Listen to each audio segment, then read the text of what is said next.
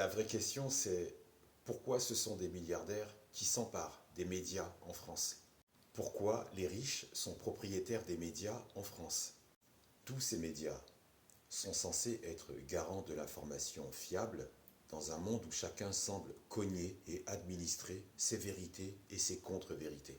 Les principaux médias français sont détenus par au moins 6 milliardaires. Un milliardaire qui achète ou crée un média, c'est acheter ou créer de l'influence dans la tête des gens, et aussi d'être un poids lourd dans le débat politique. C'est comme prendre en otage le cerveau des salariés, des lecteurs, des internautes et tous les gens qui se positionnent en spectateurs et de tous les médias qu'ils suivent. Comme YouTube, Instagram, TikTok, où tu es spectateur du ou des réseaux que tu préfères, faire de nous tous consommateurs de médias, puisque cette notion de followers. Et donc, quoi qu'il arrive, ce sont des milliardaires qui gèrent l'information. Vincent Bolloré, patron de Canal+, CNews, C8, Europe 1, JDD, Paris Match, et le plus inquiétant, 74% du marché des manuels scolaires. C'est-à-dire que le support utilisé et qui fait la jonction entre l'élève et le professeur provient d'un schéma de réflexion élaboré par Vincent Bolloré.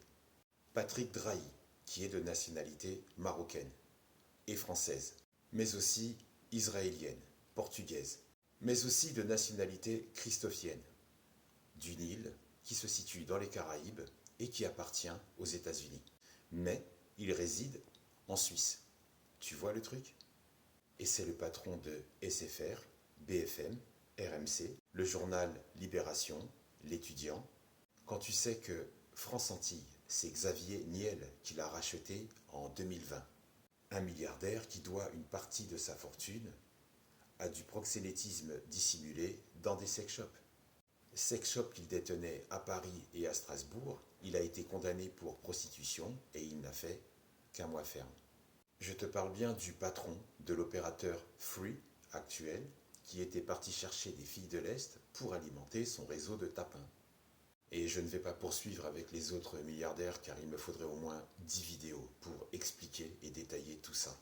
Donc, quand tu me demandes mon avis sur Mayotte la première, pas grand-chose. Mayotte la première n'est pas mieux ni moins bien que tous ces milliardaires. Mayotte la première, qui est rattachée à une filiale de France Télévisions. Donc, c'est l'État français. État français qui a imposé des politiques inadaptées aux spécificités et aux vrais enjeux de Mayotte. Gérald Darmanin, ministre de l'Intérieur et de l'Outre-mer, après être passé le 11 février 2024 à Mayotte. Il en a fait son arrière-boutique politique, son laboratoire politique. Une politique violente, inhumaine et indigne à Mayotte. Il y a un fort intérêt que Mayotte reste française pour plusieurs raisons, et notamment pour des raisons géostratégiques. Mayotte, département stratégique pour la France et Afrique, pour l'Asie et Moyen-Orient. Une route essentielle et vitale pour alimenter leur business, leur commerce mondial.